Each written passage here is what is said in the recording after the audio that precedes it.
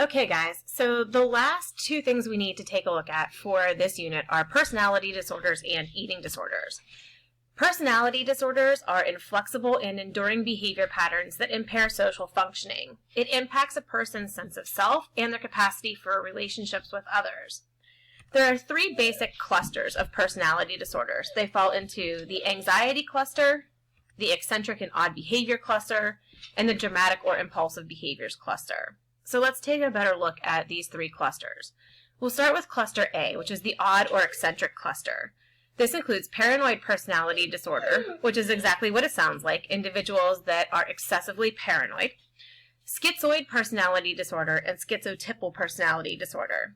Schizoid personality disorder involves people who have no desire to form relationships with others. Schizotypal personality disorder are individuals who desire to have relationships with others, but they have such deep-seated fear of people that they avoid social interaction. Let's skip over to cluster C. Cluster C is the anxious and fearful cluster. Avoidant personality disorder is exactly what it sounds like. It is someone who significantly avoids interacting with other people, mostly because they are afraid of rejection. Dependent personality disorder involves people who are overly dependent on others. They're very clingy in relationships. They oftentimes cannot even form opinions of their own. They form whatever opinion those around them have. And then obsessive compulsive personality disorder, which should not be confused with obsessive compulsive disorder. They are two different things. Obsessive compulsive disorder involves obsessions, which are thoughts that you may know to be irrational, and compulsive behaviors to release that anxiety. Obsessive-compulsive personality disorder is a personality disorder that is defined by strict adherence to orderliness and control over one's environment at the expense of flexibility and openness to new experience. If we go back to cluster B, the dramatic and unpredictable cluster, we have narcissistic personality disorder, which is where an individual has an inflated sense of grandeur. They have to be the most important person in the room. Histrionic personality disorder, which is an excessive need for attention. Think of like drama queen to the max.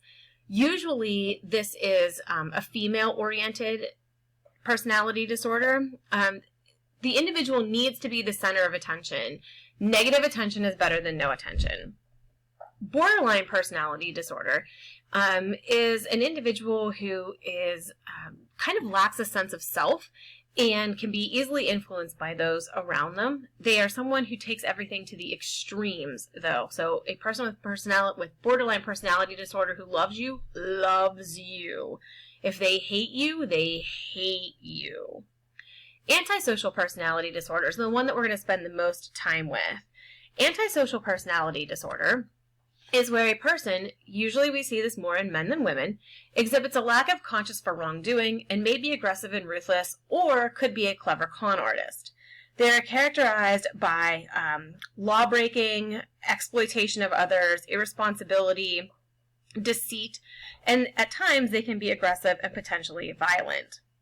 The symptoms for antisocial personality disorder usually appear early, even in childhood, although you cannot be diagnosed with antisocial personality disorder until age 18. In individuals under the age of 18, they oftentimes receive a diagnosis of oppositional defiance disorder. This does not mean that the person will be a criminal, and not all criminals have it. There are plenty of criminals who, are not necessarily ruthless and who understand that what they did was wrong. Maybe they did it because they were under the influence of drugs or things like that. And not every individual with antisocial personality disorder turns to criminal behavior. Some of your top CEOs of Fortune 500 companies, your most courageous soldiers, etc., all could potentially exhibit signs of antisocial personality disorder. Antisocial personality disorder has both biological and psychological components to it. We do know that there is a genetic factor here.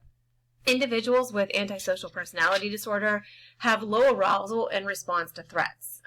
Danger does not bother them the way it bothers most people. They also have a slower autonomic system, meaning they are less prone to increased heart rate, increased respiration, sweating, etc. They also secrete lower than average stress hormone levels. And they are slow to develop conditioned fears, even at a young age. They also have a smaller amygdala. So the amygdala, if you remember, is the part of your brain that's responsible for your fear response. If your amygdala is smaller, then you're probably going to exhibit less fearful behavior. They also have less active frontal lobes. Frontal lobes are what are responsible for planning, consequence of action, things of that nature. And they have larger hyperreactive dopamine reward systems, which may predispose them to impulsive behaviors, trying to strengthen and increase that dopamine reward despite the consequences.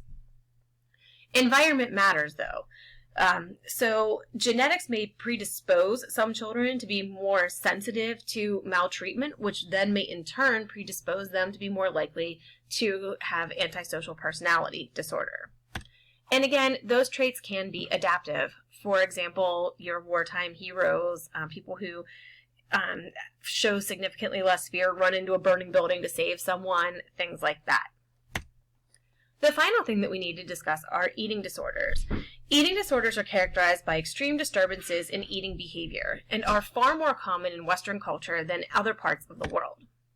There are 3 main eating disorders. The first one is anorexia nervosa. A person, typically an adolescent female, maintains a starvation diet despite being significantly underweight, and the same may also be accompanied by an excessive amount of exercise. This is the relentless pursuit of thinness through starvation. It's more common in women and men, but men do become afflicted with anorexia. It can also lead to dangerous and life-threatening complications.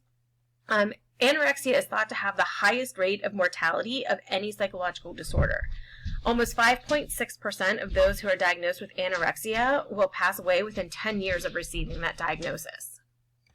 The second most common eating disorder is bulimia nervosa. This is binge eating followed by inappropriate weight loss promoting behaviors. Inappropriate weight loss promoting behaviors include vomiting and the use of laxatives. It can oftentimes be difficult to detect individuals who have bulimia nervosa because they maintain a weight within the normal range. The final eating disorder is binge eating disorder. Binge eating happens whenever someone binge eats, followed by feelings of distress, disgust, or guilt, but without the inappropriate weight loss promoting behaviors. The person feels that they lack control over their eating. They oftentimes eat alone out of embarrassment or guilt. This is the most common of the eating disorders.